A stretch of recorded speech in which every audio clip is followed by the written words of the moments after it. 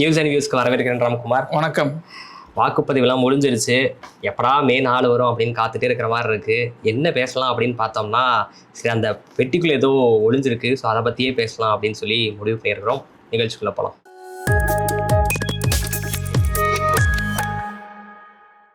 இந்த பெட்டிக்குள்ளே எல்லாரும் முடிவை தங்களுடைய முடிவை மக்கள் சொல்லி வச்சிருக்கிறாங்க. ஸோ என்ன இருக்கும் அப்படின்னு ஒவ்வொருத்தர் ஒவ்வொரு கணிப்பை சொல்லிக்கிட்டு இருக்கிறாங்க. ஒரு சில பேர் ஒவ்வொரு தியரியை முன் வச்சுக்கிட்டு இருக்கிறாங்க. ஸோ அதாவது மக்களே, இவ்வளோ ஓட் பதிவாயிருக்கு, ஸோ அதை பார்க்கும் பொழுது என்ன சொல்லுது அப்படின்னு ஒவ்வொருத்தரும் ஒன்று சொல்லிட்டு இருக்கிறாங்க. ஸோ நீங்கள் என்ன நினைக்கிறீங்க? இந்த முறை தேர்தலுக்கு அப்புறமும் கூட நிறைய பர்செப்ஷன்ஸ் கிரியேஷன் அப்படிங்கிறது நடந்திருக்கு. இணையவெளியிலும் சரி, மெயின் ஸ்ட்ரீம்லேயுமே அது நடந்திருக்கு. குறிப்பாக சொல்லணும்னா, அதிகப்படியான ஓட்டு பதிவானது, அதிகப்படின்னு சொல்கிறது பர்சன்டேஜாக போனதோட அதிகமாக இருக்கிறது தெரியுது. ஆனால் பெரிய அளவு மாறுதல் என்பது இல்லை. எஸ்ஏஆரில் சில விஷயங்கள் நடந்ததுனால இது நடந்திருக்குன்னு பார்க்குறோம். ஆனால் இந்த வாக்கு சதவீதத்தை தவேகவினர் தங்களுக்கு சாதகமாக பயன்படுத்த பல விஷயங்கள் பேசினாங்க. விஜய்க்கு ஆதரவாகத்தான் இவ்வளோ பேர் வந்திருக்காங்க, ஒரு மாற்றத்துக்காக தான் இவ்வளோ பேர் ஓட் பண்ணியிருக்கிறாங்க அப்படின்னு சொல்லி அந்த திரைப்படங்களில் பார்க்கக்கூடிய அந்த எழுச்சிகரமான சில காட்சிகளை வெளியில் அப்படியே ரீக்ரியேட் பண்ணுற மாதிரி நிறைய விஷயங்கள் பண்ணாங்க. ஊடகங்கள்லையுமே கூட வெறும் தாவேக்கான்னு இல்லை, திமுக ஆகட்டும், அதே மாதிரி என்டிஏ கூட்டணி ஆகட்டும், அதிமுக இருக்கக்கூடிய என்டிஏ கூட்டணி ஆகட்டும், அவங்களாமே கூட ஒரு பர்செப்ஷனை கிரியேட் பண்ணாங்க. திமுக தரப்புலேருந்து இப்போ ஓட்டெல்லாம் டிவைட் ஆகிருக்கு, ஸோ இந்த முறை நாங்கள் ஆட்சிக்கு வர போகிறோங்கிற ஒரு கான்ஃபிடென்ட்டாக அவங்க வெளிப்படுத்துகிறாங்க.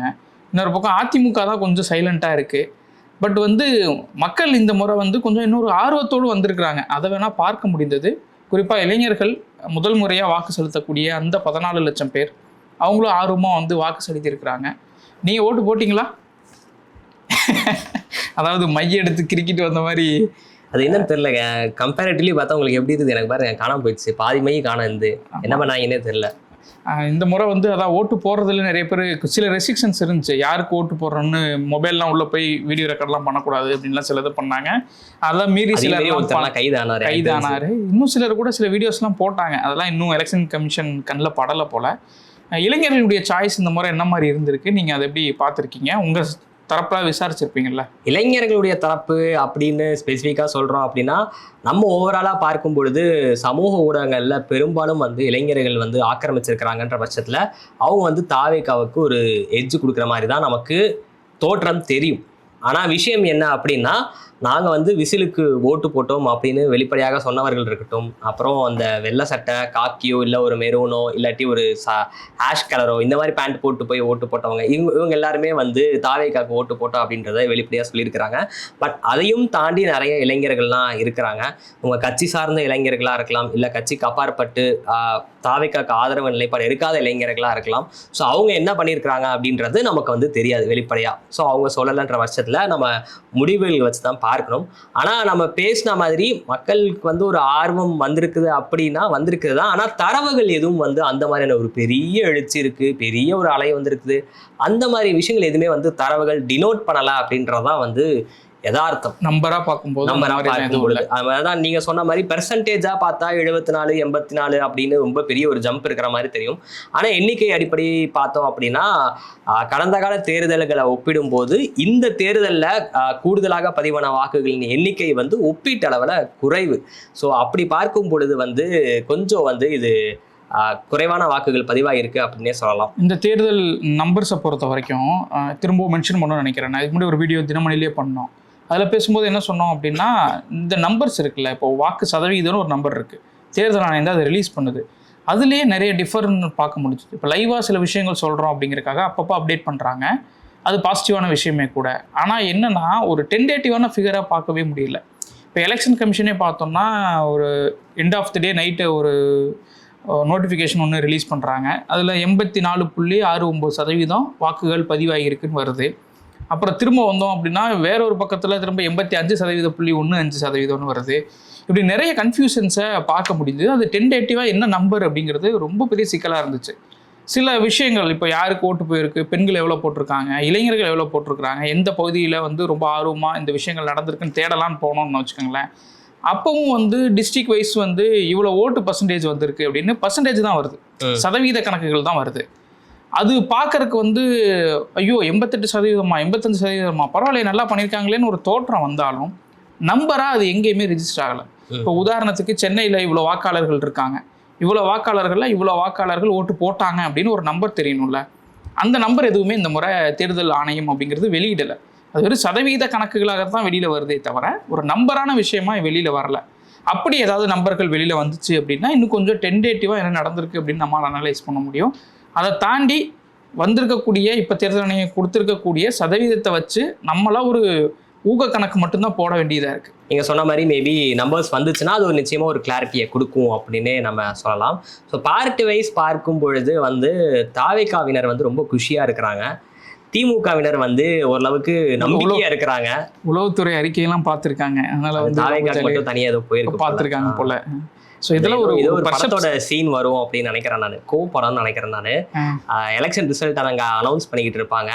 இங்கே வந்து எதிர்கட்சியினர் வந்து அந்த இளம் வேட்பாளர்கள் இருப்பாங்க இல்லையா, அந்த இவருடைய கட்சி, அந்த சிறகுகள் கட்சி, அது யாரோ ஒருத்தர் வேட்பாளர் அடிக்க வராங்க அப்படின்னு உடனே வந்து போலீஸ் ஆஃபீஸர் ரிசல்ட் அங்கே சொல்லிட்டு தான் இருப்பாங்க மைக்கில். இவங்க வந்து அவங்க ப்ரொடெக்ட் பண்ணி சல்யூட் பண்ணி கங்க்ராட்ஸ் ஏதோ கொடுத்துட்டுலாம் போவாங்க போல. அதாவது போலீஸ் ஆஃபீஸர்ஸ் அதுக்குள்ள கவர்னன்ஸ் மாறுது அப்படின்றத நீங்கள் சொன்னதானே அந்த சீன் தான் எனக்கு ஞாபகத்துக்கு வருது.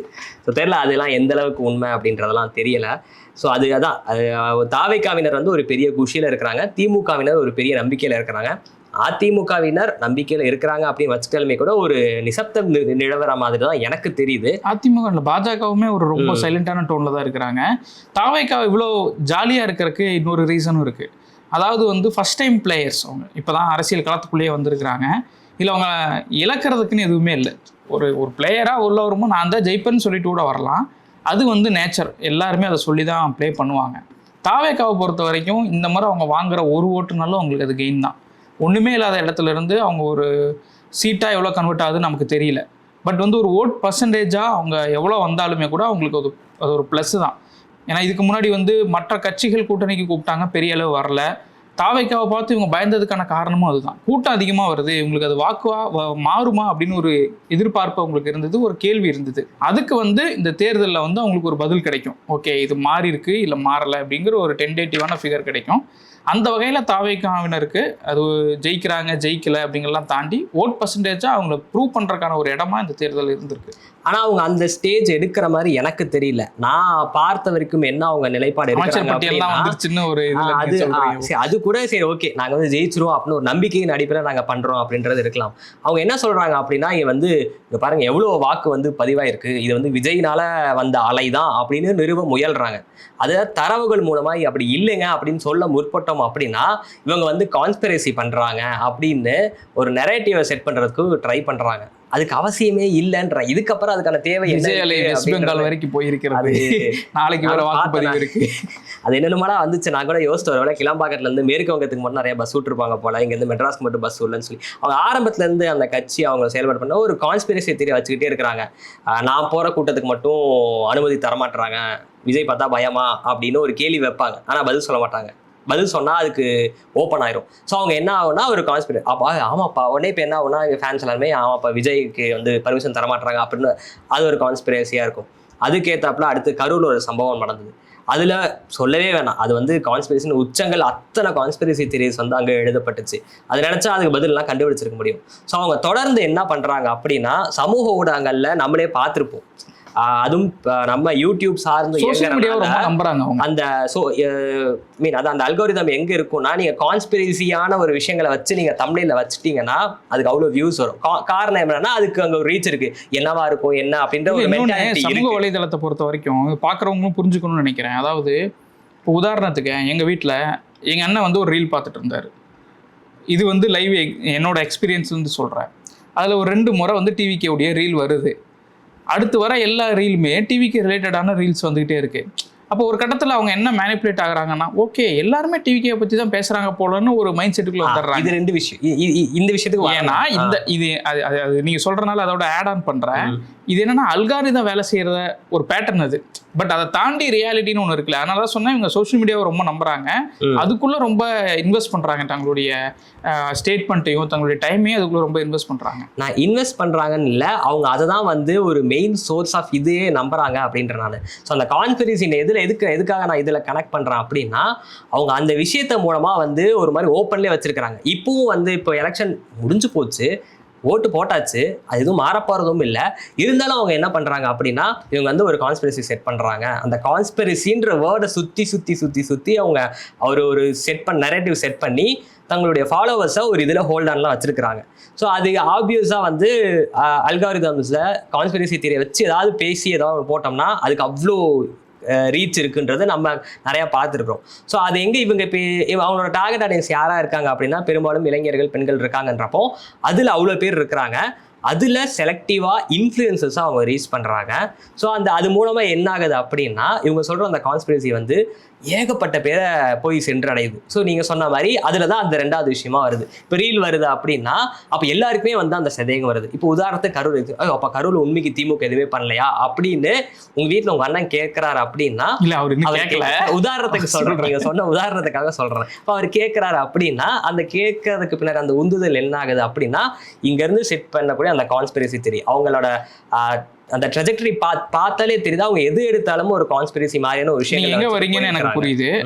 இது எங்க போய் நிக்கும் அப்படின்னா தேர்தல் ரிசல்ட்ல நிக்கும். எக்ஸாக்ட்லி. இப்போ மே 4ல அவங்க என்ன கான்ஸ்பிரசி கொண்டு வராங்கன்றது தான் வந்து இப்போ பெரிய கேள்விக்குறி. அதுல இருந்து சில விஷயங்கள் தேடி சொல்றேன். இப்போ என்ன கண்ணில் பட்ட விஷயங்கள் மேபி இது வந்து மே 4 கூட நடக்கலாம். இது வந்து திமுகவுக்கு ஆதரவானது இல்லை. ஈவன் வந்து அதிமுக கூட இந்த மாதிரியான குற்றச்சாட்டுக்களை முன் வைக்கல இப்போ வரைக்குமே, நான் பார்த்த ஸ்டேட்மெண்ட்ஸ் வரைக்குமே. ஆனால் என்னென்னா தாவேக தரப்புலேருந்து என்ன சொல்லுவாங்கன்னா திமுக சில இடங்களில் கள்ள ஓட்டு போட்டு ஜெயிச்சிருச்சு, பெட்டி மாற்றிட்டாங்க, இல்லை வந்து அவங்க வந்து அந்த பூத்தை வந்து கேப்சர் பண்ணிட்டாங்க. இந்த மாதிரியான விஷயங்கள் இப்போ சொல்லப்படுது தாவேக தரப்புலேருந்து. ஒருவேளை 4ஆம் தேதி மாதவஜனம் ஏற்கனவே ஒரு புகார் கொடுத்துட்டாங்க. ஒருவேளை 4ஆம் தேதி முடிவுகள் எப்படி வருதுன்னு தெரியல. முடிவுகள் ஒருவேளை தாவேகாவிற்கு பாதகமாக வந்துச்சுன்னா இந்த எல்லா தியரிஸுமே வந்து அப்போ அப்ளை பண்ணுவாங்க. பஸ்ஸு கொடுக்கல, பஸ்ஸு கொடுக்குறப்ப அவங்க அதை வந்து தடுத்துட்டாங்க வர விஷயங்கள் அப்படின்னு அதை நோக்கி திரும்பவும் தங்களுடைய ஃபாலோவர்ஸை அவங்க செட் பண்ணுவாங்க. ஸோ அந்த டைரக்ஷன் நோக்கி போகிறாங்கன்றது தான் வந்து கேள்வி. அவங்க அந்த கான்ஸ்பிரசி அவங்க வந்து இது மட்டும்தான் மெயின் ஸ்ட்ராட்டஜின்னு சொல்ல, இது ஒரு பார்ட் ஆஃப் அவங்க ஒரு மெயின் ஸ்ட்ராட்டஜியாக வச்சு ஒரு கான்ஸ்பிரசி தியரியை கன்ஸ்ட்ரக்ட் பண்ணிகிட்டே இருக்கிறாங்க. சோஷியல் மீடியா அதை உழவு விட்டுட்டே இருக்கிறாங்க. அது வந்து தெரியல அது எங்கே போய் முடியும் அப்படின்றது. முடியும் மீன்ஸ் என்ன சொல்கிறேன்னா அது என்ன மாதிரியான ஒரு இம்பாக்டை கிரியேட் பண்ணுன்ற ஆஸ்பெக்டில் சொல்கிறேன். மே 4 ஒரு கான்ஸ்பிரசி தியரி உருவாகும் அப்படின்றத நான் ரொம்ப உறுதியாக நம்புகிறேன். அதோட இம்பாக்ட் வந்து சரியானதா தவறானதா அப்படின்றத அவங்க சுய பரிசோதனை செய்ய வேண்டும் அப்படின்றத நான் ரொம்ப அழுத்தமாகவே பதிவு செய்கிறேன். இந்த முறை வந்து தாவேகாவிற்கு இன்னும் கொஞ்சம் கூடுதலான பல பகுதிகளில் கவனிக்க முடியுது. நம்ம அது மறைக்கவும் முடியாது. சில பகுதிகள் சில இடங்களில் நம்ம யார்கிட்ட கேட்டாலும் தாவேகாவிற்கு நாங்கள் ஓட்டு போட்டிருக்கோம் அப்படிங்கிறதும் சொல்கிறாங்க. அது மேஜராக என்னுடைய இப்போ நான் பார்த்த வெஸ்ட் சைடு சில விஷயங்கள் நான் அட்ரஸ் பண்ணேன், சிலர்கிட்ட பேசினேன், சில தொகுதிகள் நம்மளால் போக முடிஞ்சது, பார்க்க முடிஞ்சது. அதில் பார்த்தோம் அப்படின்னா தேர்தலுக்கு அதாவது வாக்குப்பதிவுக்கு முன்னாடி இருந்த திமுகவினுடைய மனநிலையும் வாக்குப்பதிவுக்கு பின்னாடியும் மாறி இருக்கு. அது எய்தர் ரெண்டாக இருக்கலாம். வாக்குப்பதிவுக்கு முன்னாடி ஜெயிக்கிறேன்னு நினச்ச தொகுதிகளில் சில இடங்களில் அவங்க என்ன பண்ணுவாங்கன்னு ஒரு அச்சமும் அவங்களுக்கு வந்திருக்கு. அட் த சேம் டைம் எங்கே தோற்றுறோன்னு அவங்க நினச்சிட்டு இருந்தாங்களோ அந்த இடத்துல வந்து வாக்குப்பதிவுக்கு அப்புறம் ரொம்ப ஜாலியாக இருக்கிறாங்க. விச் மீன்ஸ் என்ன அப்படின்னா அவங்க என்ன சொல்ல வராங்க அப்படின்னா தாவேகா வந்து திமுக எதிர்ப்பு வாக்குகளை அதிகமாக எடுத்திருக்கு, அது கவனிக்க முடியுது எங்களால் காலத்தில்.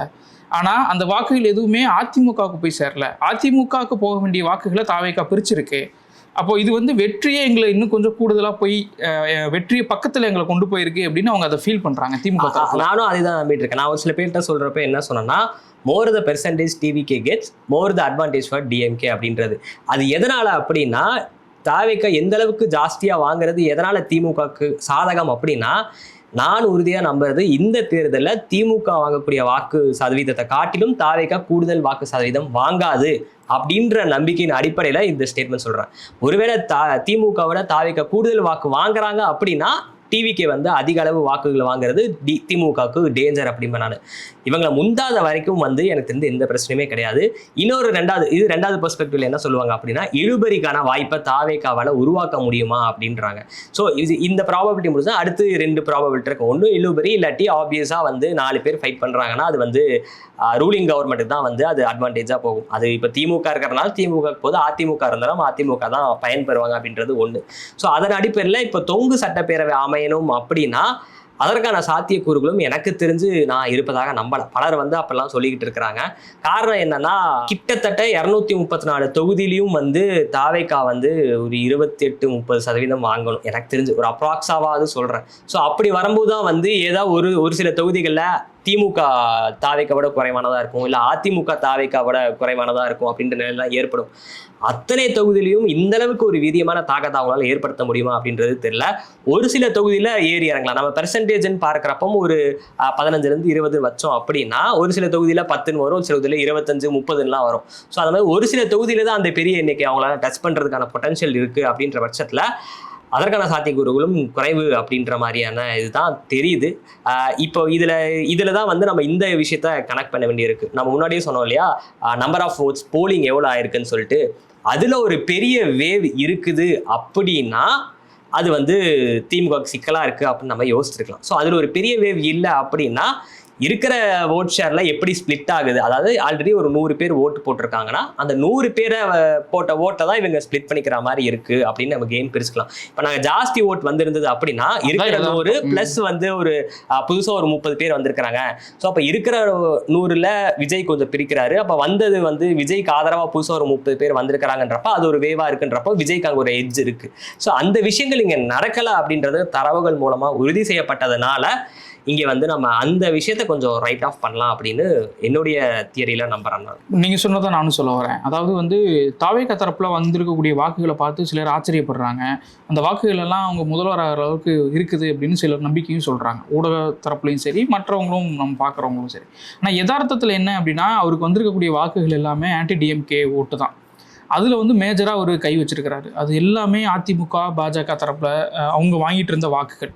இன்னொன்று திமுக தரப்புலேருந்து சுத்தமாக அவங்க போவே இல்லையா, யாருமே ஓட்டு போடலையான்னா நடந்திருக்கு, அந்த விஷயமும் நடந்திருக்கு. ஆனால் பெரிய அளவு அது மேஜராக நடக்கலை. பல குடும்பங்கள், திமுக குடும்பங்களில் இருக்கிறவங்க அவங்க வீட்டில் வந்திருக்கக்கூடிய முதல் முறையாக ஓட்டு போடக்கூடியவங்களாம் இந்த மாதிரி பண்ணியிருக்காங்களே தவிர மற்றபடி அவங்களுடைய ஓட் பேங்க்கை அவங்க செக்யூர் பண்ணுறதுக்கான எல்லா வேலைகளும் பார்த்துருக்குறாங்க. அது பெரிய அளவு ஷிஃப்ட் ஆன மாதிரி நான் கவனிக்கல, பேசின வரைக்கும் தெரியுது. ஆனால் அதிமுக தரப்பில் என்ன இருக்குது அப்படின்னா, சில கோர் ஓட்டர்ஸ் இருப்பாங்கல்ல, அதாவது எப்படின்னா அவங்க என்னன்னாலும் திமுக ஓட்டு போட மாட்டாங்க அப்படின்ட்டு இருப்பாங்க இல்லையா, அவங்க இந்த முறை என்ன ஃபீல் பண்ணியிருக்கிறாங்க அப்படின்னா, ஒரு 4-5 குடும்ப வீட்டில் பேசினேன். அவங்க என்ன சொல்கிறாங்கன்னா, இந்த முறை வந்து அதிமுகனால திமுக வீழ்த்த முடியாது, அதனால் திமுகவுக்கு டஃப் கொடுக்குற ஒரு ஆளாக நாங்கள் விஜயை பார்க்குறோம், அதனால் நாங்கள் விஜய் கோட் போட்டிருக்கோம் அப்படின்னு அவங்க சொல்கிறாங்க. திமுக வீழ்த்த முடியாது, ஆனால் தாவேக்காவால திமுக வீழ்த்த முடியுங்கிற அந்த பர்செப்ஷனுக்குள்ளே அவங்களும் போயிருக்கிறாங்க. அதனால் வந்து ஆன்டி டிஎம்கே அந்த ஓட்டை கன்சால்டேட் பண்ணுற ஒரு இடத்துல வந்து அதிமுக இந்த முறை பெருசாக இல்லை. ஸோ அதை வந்து டேமேஜ் பண்ணியிருக்கு தாவேக்கா. அதனால் வந்து அவங்க திமுகவை முன்னாடி போவாங்க அப்படின்னு நானும் அதை எதிர்பார்க்கலை. இன்னொன்று வாக்கு சதவீதமாக ஒரு இடத்துல வருவாங்க, ஆனால் அது சீட்டாக எந்த அளவு கன்வெர்ட் ஆகுது அப்படிங்கிறத நம்ம எக்ஸாக்டாக வந்து கணக்கு போட்டு அதெல்லாம் சொல்லவே முடியாது. அது வந்து 4ஆம் தேதி தான் தெரியும். அதனால் வந்து இந்த தேர்தலில் திமுகவுக்கு இவங்க பெரிய டேமேஜ் அதாவது சீட்டு வைஸ் பெரிய டேமேஜ் கொடுக்க மாட்டாங்கன்னு தான் நானும் ப்ரெடிக்ட் பண்ணுறேன். ஏன்னா ஆப்வியஸாக அதான் நீங்கள் ஒரு தொகுதியில் சீட்டாக கன்வெர்ட் ஆகணும் அப்படின்னா குறைஞ்சது 30 வாங்கணும். ஏன்னா நீங்கள் ஒரு 30% வாங்கினாதான் 30 வாங்கிட்டா மீதி எவ்வளோ 70 இருக்குமா, அந்த மீதி 70ல் மேஜர் ஷேரை யார் பண்ணுவாங்கன்னா ஏடிஎம்கே டிஎம்கே ஸ்ப்ளிட் பண்ணுவாங்க. ஸோ அவங்க அதில் ஒரு 70ல் 35 இல்லாமல் இருந்து ஒரு 32-31 வந்தாலுமே கூட தாவேக்கா பின்னாடி தான் இருக்கும்ன்ற பட்சத்தில் அது ரொம்ப சிரமம். ஸோ நீங்கள் குறைஞ்சபட்சம் 35% ஓட் வாங்கணும் ஒரு தொகுதியிலன்ற பட்சத்தில் எத்தனை தொகுதியில் அவங்களால அவ்வளோ ஓட்டை கெயின் பண்ண முடியும் அப்படின்றது தெரியல. அதுக்கு நான் ரீசனாகவும் சொல்லுவேன். நான் அவங்க விஜய் ஃபேக்டரை மட்டும் முன் வச்சாங்க, அது அவங்களோட ஸ்ட்ராட்டஜின்னு அவங்க கான்சியஸாக தெரிஞ்சு தான் பண்ணாங்க. அவங்க கேண்டிடேட்லேயும் கொஞ்சம் கவனம் செலுத்தி இருந்தால் வேணால் கொஞ்சம் ஏதாவது உதவி இருக்கலாம். அவங்க பல பேருக்கு அவங்க தொகுதி நிற்கக்கூடிய இந்த கேண்டிடேட் யாருமே தெரியாது, ஓட்டு போட்ட யாருக்கும் தெரியாது, கட்சியிலேயே பலருக்கு தெரியுமா அப்படின்றது தெரியல. இது குறைத்து மதிப்பிடுறதுன்னு இல்லை, பட் அவங்க அந்த டைரக்ஷன்ல தான் வந்து அவங்க செயல்படுறாங்க அப்படின்ற இந்த முறை விழுந்த ஓட்டு எல்லாமே விஜய்க்கு விழுந்த ஓட்டு. விஜய் 2 தவிர மதுரை மாநாட்டில் பேசினார்ல, மதுரை கிழக்கு விஜய், மதுரை தெற்கு விஜய், திருப்பரங்குன்ற விஜய்னு எல்லாம் சொன்னார் இல்லையா, அதுதான் இந்த முறை எல்லா இடத்துலையும் விழுந்த ஓட்டு எல்லாமே விஜய்னு ஒற்றை மனிதருக்காக விழுந்த ஓட்டு. ஸோ அந்த விஷயம் அவங்க ஸ்ட்ராட்டஜி வைஸ் பார்த்தா கரெக்டா இருக்கலாம், பட் அதையும் தாண்டி கேண்டிடேட் லாங் டர்ம்க்கு அது சேல் ஆகாது. ஸோ தெரியல, அந்த விஷயத்தினால தான் வந்து நான் வந்து பெரும்பாலான தொகுதிகளில் 35% ஓட் ஷேர்ன்றது ரொம்ப ரொம்ப ரொம்ப ரொம்ப கடினம் அப்படின்னு நான் நம்புறேன். பார்ப்போம் மக்கள் மே 4 என்ன சொல்றாங்க அப்படின்னு. மே 4 பார்ப்போம் என்ன நடக்குது அப்படின்னு. நன்றி.